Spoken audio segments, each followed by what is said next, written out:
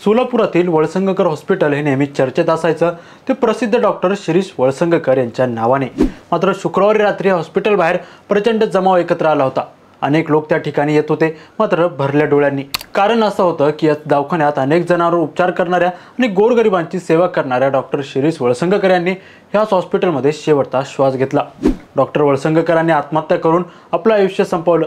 मात्र शुक्रवारच्या त्या रात्री नेमकं काय घडलं, डॉक्टर वळसंगकर आहेत तरी कोण आणि त्यांनी एवढा टोकाचा निर्णय का घेतला, हे सगळं या व्हिडिओच्या माध्यमातून पाहूयात। नमस्कार, मी निरंजन आणि तुम्ही पाहायला सुरुवात केली इन्फोवारी। डॉक्टर शिरीष वळसंगकर हे सोलापुरातील वैद्यकीय क्षेत्रातील प्रसिद्ध आणि हुशार व्यक्तिमत्व। मात्र त्यांच्या ह्याच हॉस्पिटलमध्ये त्यांनी शेवटचा श्वास घेतला। त्या दिवशी झालं असं की शुक्रवारी संध्याकाळी 6 वाजता वळसंगकर हॉस्पिटलमध्ये आले। अतिदक्षता विभागातील काही पेशंट आणि इतर पेशंटची त्यांनी विचारपूस केली। हॉस्पिटलमधील आपलं सगळं काम आटोपून ते पुढच्या अर्ध्या तासात घरी गेले। वळसंगकरांची मुलगी सासरून त्यांच्या घरी म्हणजेच माहेरी आली होती। आपली मुलगी आणि पत्नीसोबत ते गप्पा मारत बसले होते। मात्र थोड्या वेळात ते बाथरूममध्ये गेले आणि लगेच बाथरूममधून 2 वेळा मोठा आवाज आला आणि त्याच दरम्यान त्यांची मुलगी आणि बायको लगेच बाथरूमकडे धावल्या।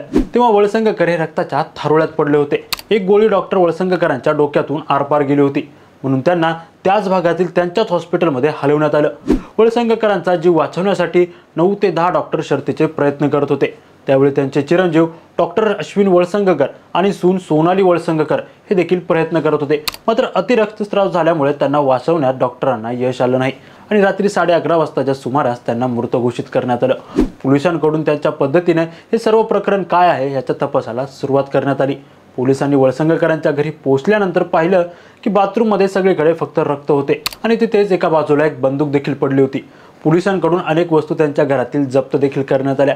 वळसंगकरांना मृत घोषित करण्यात आल्यानंतर तिथे जमलेला आणि हॉस्पिटल स्टाफच्या अश्रूंचा बांध फुटला।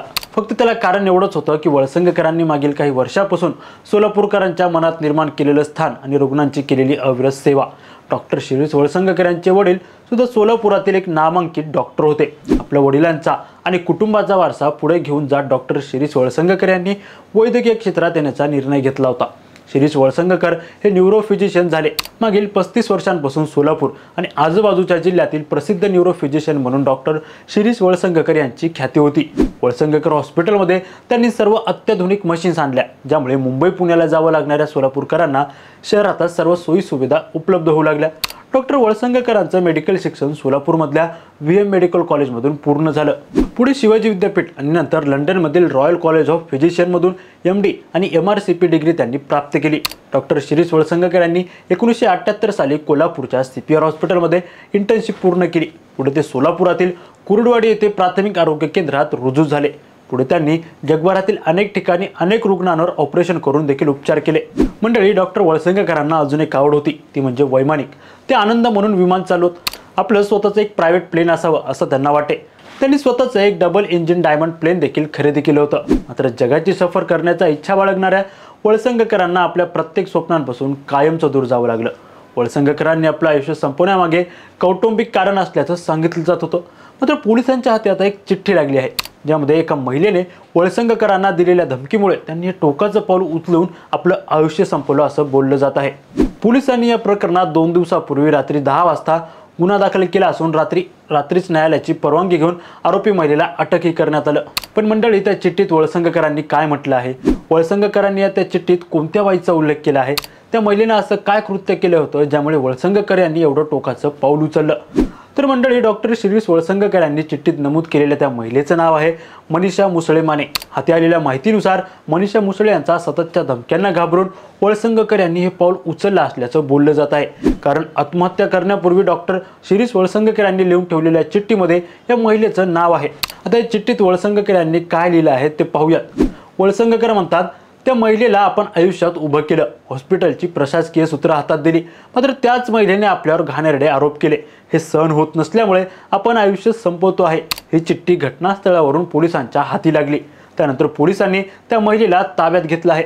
डॉक्टर शिरीष वळसंगकर यांना रुग्णालयातील सर्व आर्थिक व्यवहार हे कागदोपत्री हवे होते।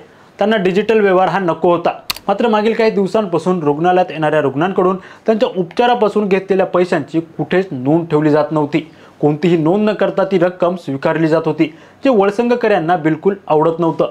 त्यांनी या सर्व प्रकारावर आक्षेप घेऊन देखील त्यांचं कोणीच ऐकलं नाही आणि याच प्रकरणात जी महिला सगळी रक्कम घेत होती त्या महिलेला वळसंगकर यांनी कामावरून काढून टाकलं आणि याच गोष्टीचा राग मनात धरून त्या महिलेने वळसंगकर यांना जीव देण्याची धमकी दिली। महिलेच्या या धमकीला वळसंगकर घाबरले। त्यांनी महिलेच्या विरोधात तक्रार दाखल करावी असा सल्ला देखील त्यांना देण्यात आला, मात्र त्यांना त्या महिलेवर कोणतीही तक्रार दाखल करायची नव्हती। बरेच दिवस डॉक्टर वळसंगकर हे तणावात होते आणि शेवटी त्यांनी हे टोकाचं पाऊल उचललं। डॉक्टर शिरीष वळसंगकर यांच्या आत्महत्या प्रकरणी तुमची प्रतिक्रिया काय हे कमेंट करून नक्की कळवा आणि आमचं चॅनल इन्फॉरीला लाईक, सबस्क्राईब आणि शेअर करायला विसरू नका। तुर्तास खूप खूप धन्यवाद।